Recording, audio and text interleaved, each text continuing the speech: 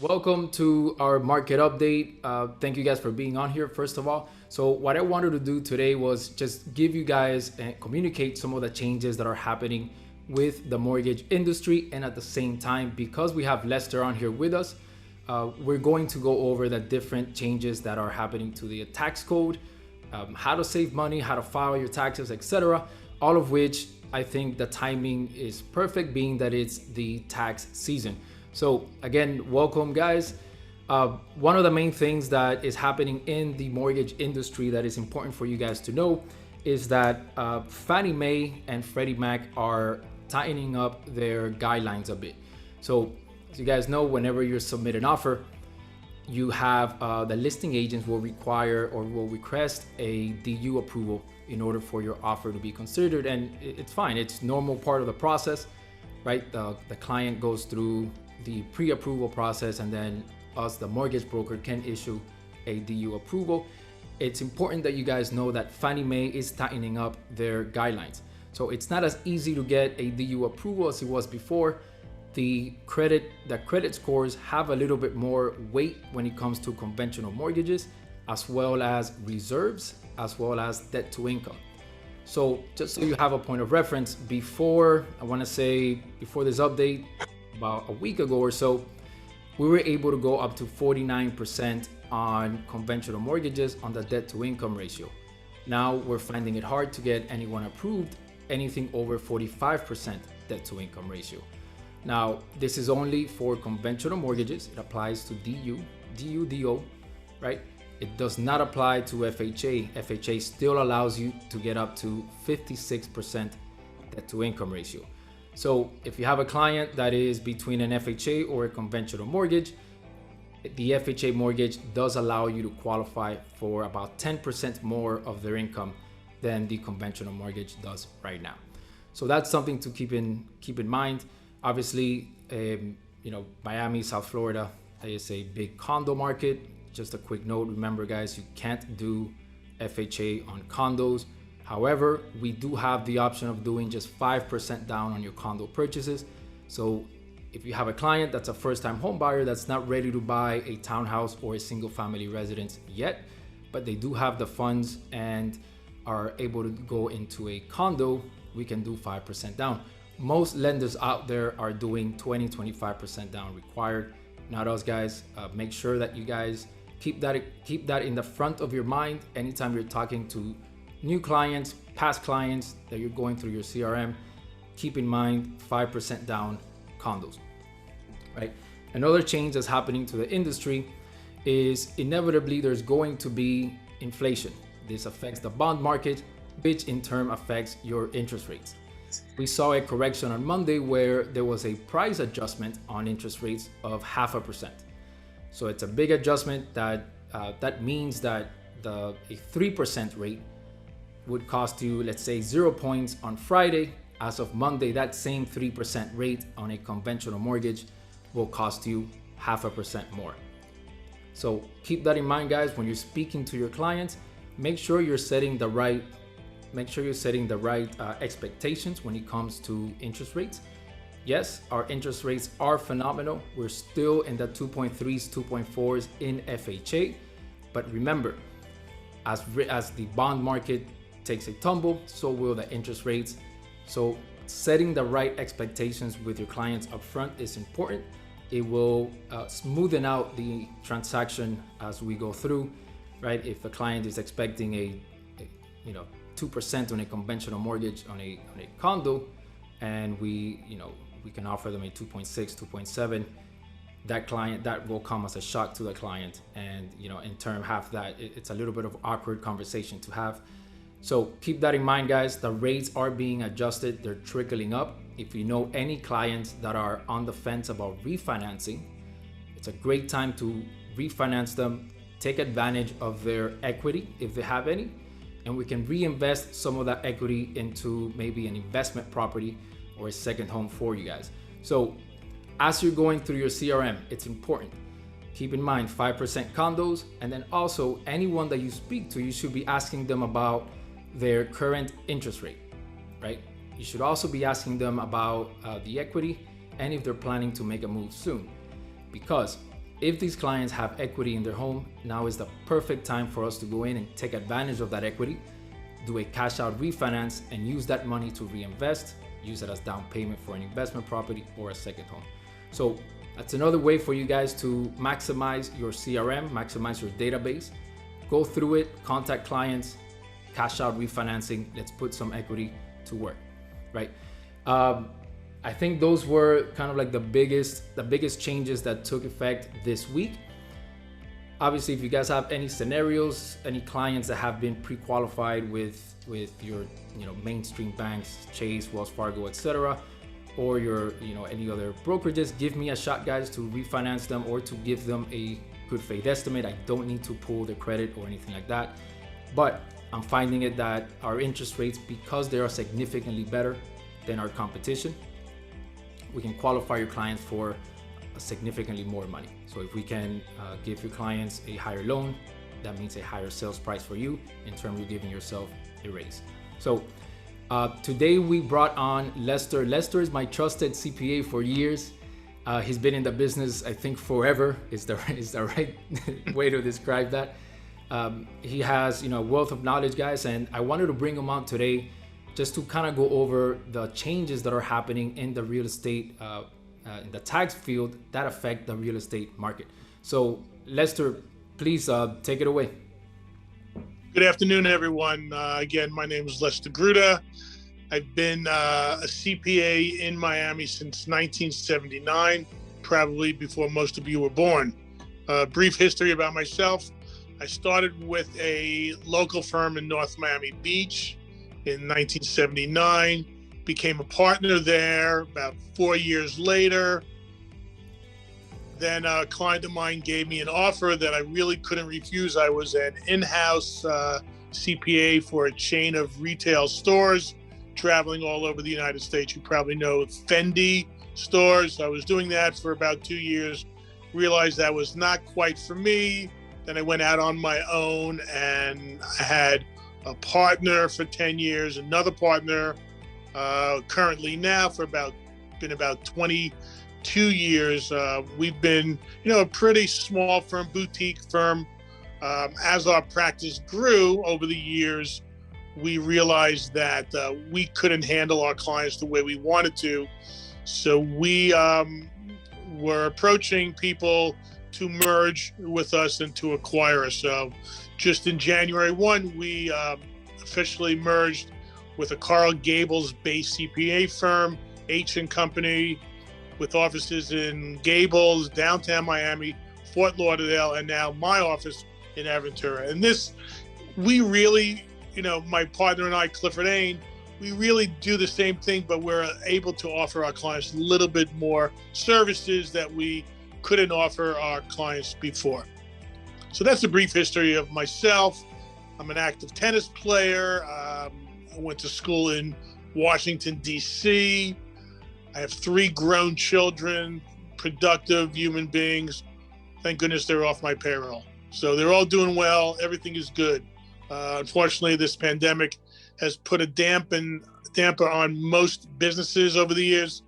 We've been very involved in the PPP program for small businesses, allowing them to get some money from the government to maintain their payroll and some of their other expenses. There's been some changes over the years, over the last few months. Right now, currently, and it's going to stay this way, that the PPP funds you got, if you got any, they are all tax-free, and the expenses used with those PP funds are now currently deductible in full. So you get a double dip. Not only do you get the money tax-free, but the money spent you can deduct as well. So it's a pretty good deal for everybody. So the more payroll you had, the more money you got. Round 2 was not quite as easy to get. You had to prove you had a 25% decrease in revenue in any one quarter, which is kind of strange because even if you were up for the year, but if you had one quarter where you were down from 19 to 20, you still would qualify for the round 2 of the PPP. So if you need help with that, I'm more than happy to help you guys out. Forgiveness is pretty easy as well. Um, if your loan is under $150,000, it's basically one form you have to fill out, sign it, attest that you use the money towards payroll, and you're basically done. Government, the bank, and the SBA, who underwrote the plan, basically stamped it off. So you're all good. And really quick about that, Lester, the PPP program refers to the Paycheck Protection Plan. It had to do with the stimulus package issued by the government. Exactly. The PPP stands for Payroll Protection Plan, and this means that 60% of the money you get had to be used towards payroll-related costs. The other 40% can be used towards rent, utilities, mortgage interest, PPP expenses you may have incurred if you had to buy masks, if you had to build cubicles with plastic around it. Those would all qualify for the forgiveness. Basically, it's very easy to forgive it. And when you got the loan, it was based on 10 weeks, 2.5 months, 2.5 times your average monthly payroll. When you forgive it, it's based on 8 to 24 weeks of expenses. So as long as you maintain most of your payroll, all your money you got will be forgivable. Now, you said a couple of times if you maintained your payroll, Lester. Most of us in here are probably self-employed 1099 contractors. Okay, so apply for that. That's a different story. If you were a Schedule C taxpayer, it would be based on your net income. So it's a little bit different, but most of you, if you were a Schedule C, you would also fill out that, if your loan was under $150,000, you would fill out that one-page form and you're basically forgiven. Okay, so we could apply for that program if... Yeah, you could, but you would have to prove, again, that you were down. You would have to do your books, show the lender, the bank, because you go through the bank first, and then funded by the SBA to the bank, and then the bank to you. You would have to show them that you were down 25% in revenue in any one quarter. So even though you may have been up for the year of 2020, first quarter, if for the first quarter you were down, you would be able to get. It's in reference to the mortgage. I often get the question, guys, that if I take out an SBA loan, will this count against my debt to income ratio? So it's important for me to review those case-by-case scenarios. Short answer is, if the SBA loan is to a personal name, then yes. If you have a company, that SBA, the PPP program or SBA loan goes in the name of the company, then I don't have to count it against your debt to income ratio. But it depends how you file your taxes and how we are qualifying you or your client. Well, there are many loans available to taxpayers. Some of the SBA loans you must repay. Those are not the PPP loans. Right. So there's the EIDL loans as well. Those were forgiven as well. But the PPP loans and the EID loans are forgivable. Any SBA loans you may have got at 2%, those are actual loans, and they're paid back over a number of years. I think they're paid back over 10 years at 2%. So it was a pretty good deal, even if you didn't have the PPP loans, and if you had the SBA loans, it's still a good deal. Changes in the Mario had asked me to discuss forms of entities. So basically there are 3 or 4 types. There's a Schedule C, which you report your income on a Schedule C, pay your tax on your net income. Not only do you pay income tax, but you have to pay self-employment tax on your net income. Not really a great way to do business, because you're ending up paying more in tax, because you're paying self-employment tax, which is 15.3%, which is the Social Security tax. And because you're self-employed, you pay both sides at 7.65%. You pay both from the employer and the employee's side. So that's really not a great way to do business as anything. I don't know why somebody would really want to do that. You could be an LLC, and that's basically if you're a single member and you don't elect to be an S corp. That's basically a disregarded entity, and you're going to be taxed the same way as if you were a Schedule C. So if you're an LLC, which a lot of realtors and brokers are, you would want to elect to be an S corp, and I'll explain that to you now. When you're an LLC taxed as an S corp, you're basically taxed as an S corporation, which means you will still have to pay your tax on your net income. However, the Social Security tax is only paid on wages you take out of the business, actual W-2 wages.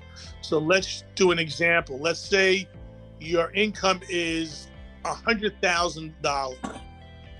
Not only do you pay income tax on that $100,000, but you pay another 15% Social Security tax. So let's say that bracket, if you're $100,000, is 20%. So it's $20,000 in income tax plus another $15,000 in Social Security tax. So you're ultimately paying $35,000 in taxes, which consists of both income and Social Security tax. If you were a Schedule C, single member LLC, not electing to be an S corp. So now you're going to say, why would I not do that? And you're right. Everybody should, who's an LLC, elect to be an S corporation. So the savings there will be as follows. You still pay the income tax on the $100,000. However, let's just say you take out a salary of $20,000. So your Social Security tax on the $20,000 is only 15% of that, which is $3,000 as compared to the $15,000 you would have paid on the total income. So that's just a savings of $12,000 on $100,000 of income. So it's pretty substantial. Yeah. So a lot of our realtor agents, brokers out there file for a PA instead of LLCs or a corp. They would same applies, correct? Same rules apply, but you want to make sure when you're a PA, you elect to be a subchapter S corporation. And that's available for a PA, an LLC, a corp. It won't matter. It's just a designation of your corporation. So you want to make sure. Now, there are some drawbacks of being an S corporation if you have partners. If you're just your own shareholder, own member, it's easy. But if you're going to bring somebody on as a partner, an S corporation says whatever percentage you give them, everything has to be split in that percentage. And the way to, if somebody does more work than somebody else, the only way to even yourselves out is through compensation. It can be done. It's a little bit more complicated, but we do it all the time for a number of our clients. Now, if I filed for a PA or any of these entities, is there, let's say 2 years ago, but I didn't elect to be taxed as an S corp, can I go back and be taxed as an S corp? No, you have to elect the S corporation within 75 days of incorporation.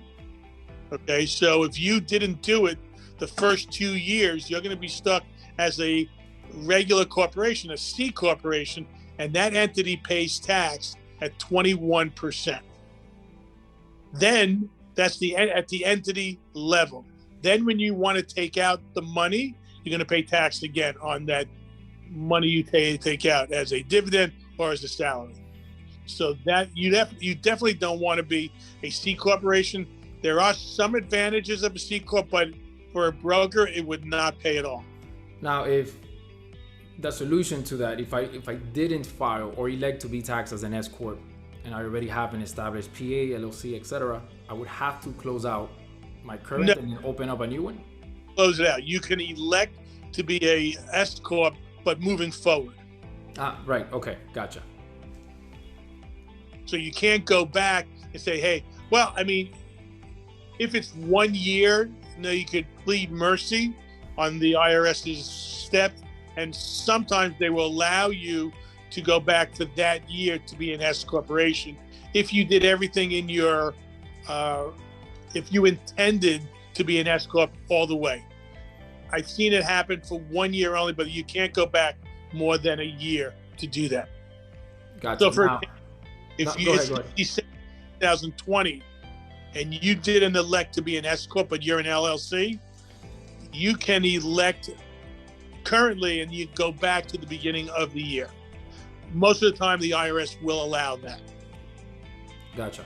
Okay. Now, if it's important to, I'm looking at it from a mortgage broker's point of view, right?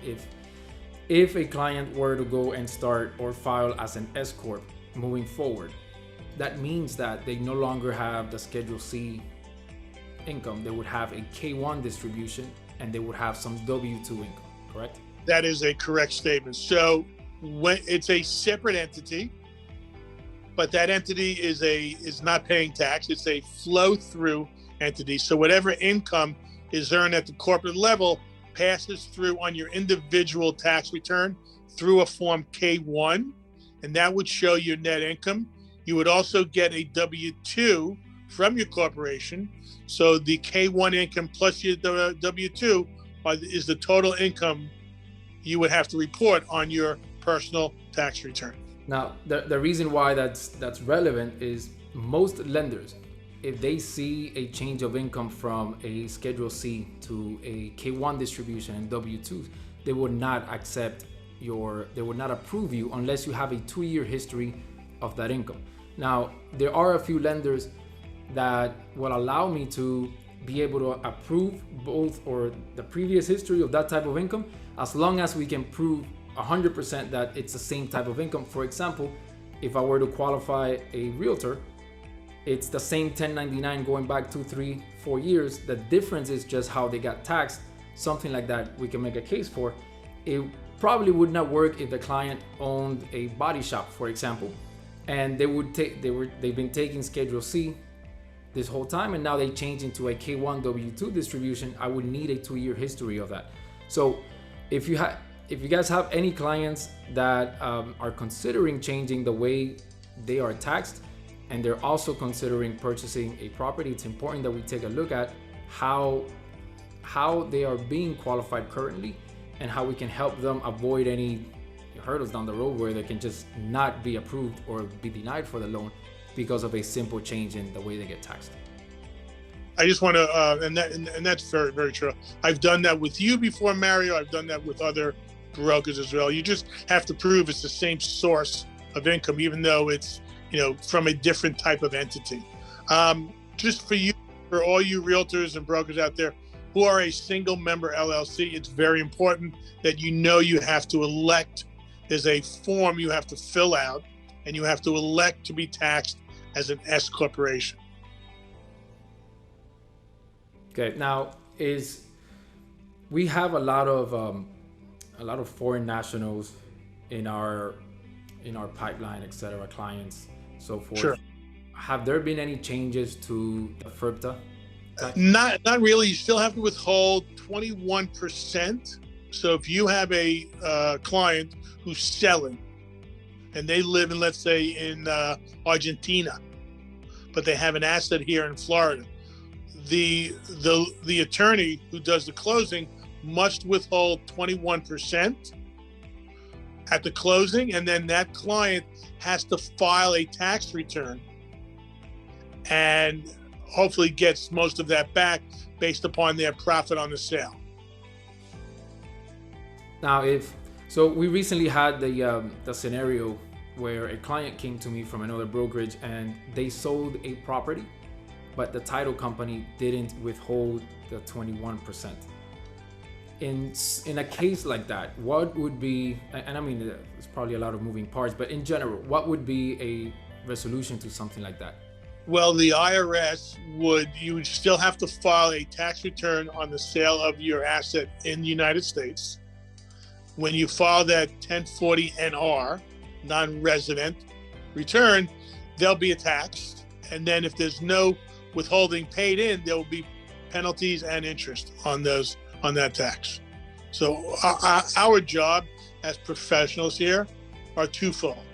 Make sure you pay the least amount of tax available, right?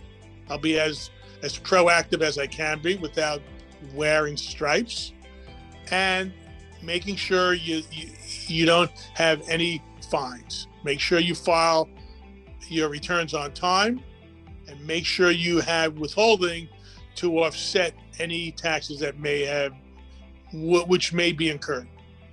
IRS wants their money sooner than later. Now, and just to kind of circle back on the type of entities to file S corp and so forth, one of the things, guys, that keep in the front of your mind as well is that even business owners who file or report a lot of losses, deductions, etc. on their tax returns, we have programs to qualify those clients. It doesn't necessarily have to be a conventional mortgage where we need to look back at 2 years worth of taxes. Keep in mind, we have 1099 only programs, right? So if you have, a realtor or broker that receives 1099 but writes off everything possible, we can qualify that person only under 1099s. Obviously, they need semi-good credit and they need at least 20% down, but we can do it. You can also do your standard bank statement only programs. That is extremely useful for cash businesses like car washes, for example. I recently had a client that owns a car wash, and we can qualify them just based on their deposits in the bank. Again, semi-good credit, 680, 700 or above, and they need at least 20% down. But it's important that you guys know that you have these options available to you that you can offer your clients. So if you bring a client over to Lester, they write everything off legally that they can, and we can't qualify them for a conventional mortgage. That's okay. We can do other programs that will get them into a primary home. We can get them into investment properties, etc. So we do have your standard bank only programs, your 1099 programs. We have W2 only programs for FHA, so keep that in mind. And just keep that in the front of your mind as another solution that you guys can offer your clients, not to let any opportunity go to waste. Myron, I know you wanted to discuss some of the tax rates going on now. Yeah, it was more of a general question in terms of where can we get in, or maybe you can share it, what the tax look like and so forth. Basically, 2020, the top tax bracket, if you're single and you make over $518,000, you're taxed at 37% on the excess. If you're married, that amount is $622,000. Still, the top bracket is 37%. For 2021, the brackets go up slightly. Total tax rate is still 37%, but for single, it's $523,000 where you tax it as compared to $518,000. So it's an increase of $5,000. And for married filing jointly, it's $628,000. Increase of $6,000. So it's basically, the tax rates right now have stayed the same. The Democrats are proposing higher tax rates in many scenarios. Those, they say, will not be effective until 2022. They will not go back to the beginning of this year. I've been doing this for 40 plus years. There was only one time where they changed the law in the middle of the year and they prorated the taxes. I personally don't believe that would happen again. They're also talking about raising capital gains tax, and that's a big issue for people in real estate. So the proposal on the table right now is capital gain rates will be at ordinary income rates if your income is over $1 million. So right now you're paying capital gain rates no more than 20% on the gain. It can be as low as 10% depending upon your income bracket. The proposal out there now is raising the capital gain rates, leaving it at 20% for most taxpayers. But if you're one of the higher income taxpayers, then that capital gain rate will be gone and you'll pay tax at the ordinary income rate of 39.6%, which is the bracket they want to bring it back to in 2022. There will be a lot of people against it, obviously, and we shall see what will happen. But it looks like, based on the stimulus packages that have been out there, we have over $12 trillion that we gave out to taxpayers. There's got to be a way to pay it back. And the only way they can is to raise taxes. So you will definitely, in my opinion, see a raise in taxes in one form or another moving forward. Not in this year, but you will see it come 2022 and forward. And it's Lester, guys, can help you and your clients kind of maybe defer those taxes through a 1031 exchange. So if you're not familiar with that process, give me a call, give Lester a call, and we'll kind of walk you through how to have a brief training on how to have that conversation with your clients where you can help them defer some of those taxes and essentially add value to that relationship that you bring to the table. Right. So that's a great point. But as you said, it's a deferral.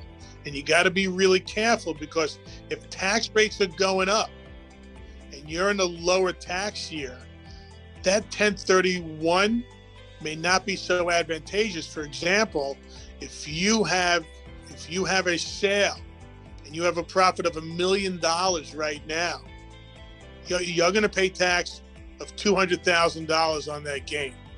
If you do a 1031 and in 3 years from now you decide to sell that property, you might be hit with a tax of 39.6%. So you're paying almost 20% more, and you just waited 3 years. It might pay sometimes to pay the tax at a lower tax bracket year. And you just have to, weigh out all the scenarios. Like the issue that we have as CPAs and professionals, we don't know what the future will bring based on what I read, and I'm an avid reader. I mean, I'm up all night long, up early mornings reading tax code, Forbes.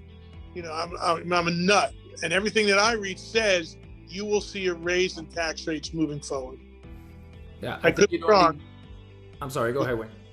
I could be wrong, but we shall see. I mean, you're going to have to pay this. This stimulus helped a lot of people, but sooner or later, you got to pay the piper, and somebody is going to pay that back. You just can't print money every day. It has to be by some act. And as so much money was printed and put into the economy, that is only going to increase the inflation rate, which means that your property interest rates or your mortgage interest rates will also be going up, in my opinion. And we're already kind of seeing a little bit of a market correction with the bond market, etc. We're seeing the rates trickle up. So I think the main point to take away from that, guys, is if you have a client that is considering selling a property and is worried about capital gains tax and so forth, pass them over to a professional. Let that professional have a conversation with the client about tax deferral. It may or may not make sense for the client to do so, but understanding that they have the option to do a 1031 exchange, for example, will definitely help bring some value to that conversation. So I mean, you got to be very, very, very careful with the 1031s, because the timing on those is very important. You got to have an intermediary. You can't take possession of the money. There's a 90-day rule. There's a 30-day rule. You got to be very careful if you decide to do it. You can't sell the property and then say, "Oh, I want to do it 1031." It all has to be done simultaneously, and the timing is very crucial to have that done correctly. Guys, does anyone have a question so far? Okay. Mario, this is Kathy. Do you hear me? Yep, go ahead. Hi, Mario. How you doing? Very nice to see you on here. Yeah, great. Listen, I have a question about the FIRPTA percentage. I wasn't under the understanding that was 15% of the sale. Now it's 21. That has changed recently. It depends on the country where they're from. It can be as low as 15. So it depends on the country, it's not a fixed rate, right? For the withdrawal. Correct. Okay, interesting. I didn't know that. Anyone else, guys? Yes, I do have a question. So it needs to be withheld only if they're selling to an investor. If they're selling to someone who's going to live in the property, it does not need to be withheld that money? No, if the seller is a foreigner, you have to withhold, no matter who he sells regardless. to. Okay.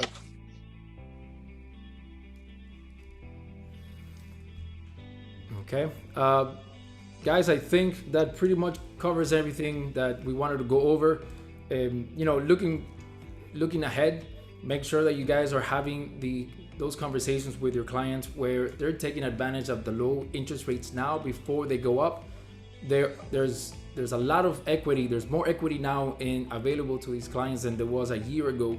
So don't let that equity sit around. Create some new deals for yourself. Have the conversations about refinancing, cash out. We can also do home equity lines of credit and put that equity to work for the client. And Lester, do you have anything else you want to add before we get out? It's a great idea. I mean, interest rates are so low. If you're at 2.5%, you can earn 4% on your funds in the market. I mean, they can play that game and make a point on the changes in the rates. So Guys, I appreciate everyone that came on here.